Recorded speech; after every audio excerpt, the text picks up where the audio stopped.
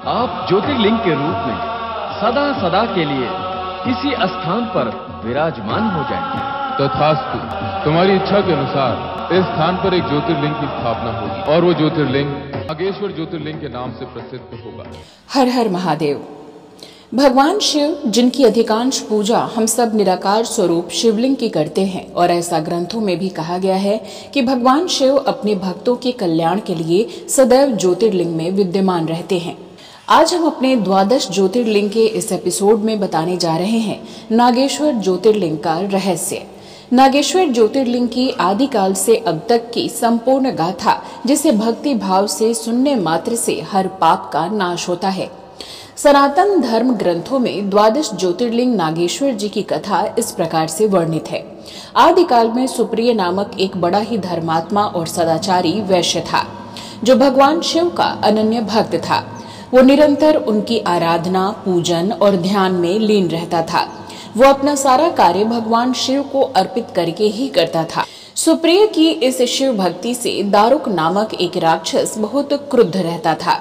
उसे भगवान शिव की ये पूजा अच्छी नहीं लगती। वो निरंतर इस प्रयास में रहता कि इस सुप्रिय की पूजा अर्चना में कैसे विघ्न पहुंचाई जाए। एक बार सुप्रिय नौका पर सवार होकर कहीं जा रहा था, तभी उस दुष्ट राक्षस दारुक ने इस उपयुक्त अवसर को देखकर उस नौका पर आक्रमण कर दिया। उसने उस नौका पर सवार सभी यात्रियों को पकड़कर अपनी राजधानी में ले जाकर कैद किया और कारागार में बंद कर दिया। किंतु सुप्रिय कारागार में भी अपने नित्य नियम के अनुसार भगवान शिव की पूजा आराधना करता रहा। इसके साथ ही वो अन्य बंदी सहयात्रियों को भी शिव भक्ति की प्रेरणा देने लगा। दारुक ने जब अपने सेवकों से सुप्रिय के विषय में ये समाचार सुना, तो वो अत्यंत क्रुद्ध होकर उस कारागार में आ पहुंचा। सुप्रिय उस समय भगवान शिव के चरणों में ध्यान लगाए दोनों आंखें बंद किए हुए बैठा था। तब उस राक्षस ने उनकी ये मुद्रा देखकर अत्यंत भीषण स्वर में उन्हें डांटते हुए कहा, अरे दुष्ट वैश्य, तू आंखें बंद कर इस समय यहाँ कौन से उपद्रव और षड्यंत्र करने की बातें सोच रहा है। उसके ये कहने पर भी धर्मात्मा शिव भक्त सुप्रिय की समाधि भंग नहीं हुई। तब वो राक्षस क्रोध से पागल हो उठा और उसने तत्काल अपने अनुचरों को सुप्रिय तथा अन्य सभी बंदियों को मार डालने का आदेश दे दिया। सुप्रिय उसके इस आदेश से जरा भी विचलित नहीं हुआ। वो एकाग्र मन से अपनी और अन्य बंदियों की मुक्ति के लिए भगवान शिव से प्रार्थना करने लगा। उन्हें ये पूर्ण विश्वास था कि मेरे आराध्य भगवान शिव जी इस विपत्ति से मुझे अवश्य ही छुटकारा दिलाएंगे। तब उनकी प्रार्थना को सुनकर भगवान शिव तत्क्षण उस कारागार में एक ऊंचे स्थान पर चमकते हुए सिंहासन पर स्थित होकर ज्योतिर्लिंग के रूप में प्रकट हो गए।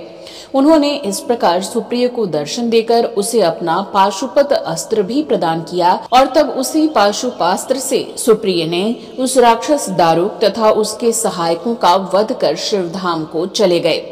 भगवान शिव के आदेशानुसार ही इस ज्योतिर्लिंग का नाम नागेश्वर पड़ा। बाद में इस स्थान पर एक बड़े सरोवर का निर्माण हुआ और वो ज्योतिर्लिंग उस सरोवर में समाहित हो गया। युग बीते और आया द्वापर युग, जो भगवान श्री कृष्ण का युग था। इस द्वापर युग में जब द्यूत के खेल में कौरवों द्वारा 5 पांडवों को पराजित किया गया था, तो द्यूत की शर्तों के अनुसार पांडवों को 12 वर्ष के वनवास और 1 वर्ष के अज्ञातवास की सजा सुनाई गई थी। इस बीच पांडवों ने पूरे भारत में भ्रमण किया और घूमते घूमते इस दारुक वन में आ गए, और तब सभी पांडवों ने महादेव के इस ज्योतिर्लिंग के दर्शन किए। तभी वहां प्रकट होकर भगवान श्री कृष्ण ने उन्हें इस ज्योतिर्लिंग के बारे में बताया और कहा कि ये शिवलिंग कोई साधारण शिवलिंग नहीं है। ये 12 ज्योतिर्लिंगों में 8वां नागेश्वर ज्योतिर्लिंग है। तब 5 पांडवों ने उस स्थान पर स्थित इस ज्योतिर्लिंग का भव्य अखंड पत्थर का मंदिर बनवाया। उसके बाद फिर से बहुत समय के बाद इस वर्तमान मंदिर को हेमाडपंथी शैली में सेवना यानी यादव वंश के द्वारा बनाया गया। ऐसा कहा जाता है कि ये वर्तमान मंदिर 13वीं शताब्दी का है, जो 7 मंजिला पत्थर की इमारत का बनाया गया था। इसके बाद 16वीं शताब्दी में छत्रपति संभाजी महाराज के शासनकाल में औरंगजेब ने इस मंदिर की इमारतों को नष्ट कर दिया था। औरंगजेब की जीत के दौरान इस मंदिर को नष्ट किया गया था। मंदिर के वर्तमान खड़े शिखर का पुनर्निर्माण अहिल्याबाई होलकर द्वारा किया गया था, जिसे हम आज भी देखते हैं। हर साल इस मंदिर में लाखों की संख्या में लोग आते हैं। महाशिवरात्रि के उत्सव पर यहाँ बहुत बड़ा मेला लगता है और रथोत्सव मनाया जाता है। महाशिवरात्रि के ठीक 5 दिन बाद ये रथोत्सव मनाया जाता है। तो नागेश्वर ज्योतिर्लिंग में इस वक्त यहाँ के आचार्य जी हमारे साथ हैं और उनसे इस बारे में बातचीत करते हैं कि क्या महत्व है इस स्थान का। सबसे पहले आचार्य जी, आपका नाम? मेरा नाम प्रवीण भारती गोस्वामी जी है, मैं यहाँ का पुजारी हूँ जी। तो गोस्वामी जी, ये बताइए कि इस ज्योतिर्लिंग का क्या महत्व है और कब से है ये? भारतवर्ष के जो 12 ज्योतिर्लिंग है, स्वयं भोलेनाथ जिस जगह पर आए हैं उन्हीं में से एक स्थान ये है जी। प्राचीन समय में दारुका नाम का दैत्य इस भूमि पर रहता था, जो जंगल में बसे शिव भक्तों को हैरान परेशान करता था, मारकर भक्ष कर लेता था जी। एक दिन भक्त की प्रार्थना से भोलेनाथ स्वयं आए और भगवान भोलेनाथ ने दारुका नाम का दैत्य का नाश किया। भक्त की प्रार्थना सुनकर भोलेनाथ नाग स्वरूप माता पार्वती नागिन रूप से इसी स्थान पर विराजमान रहे। फिर महाभारत के समय में भगवान कृष्ण आए गोकुल मथुरा से, उन्होंने पहले यहाँ अभिषेक किया और भगवान शिव की प्रेरणा से दारुका वन से द्वारका नगर का निर्माण किया।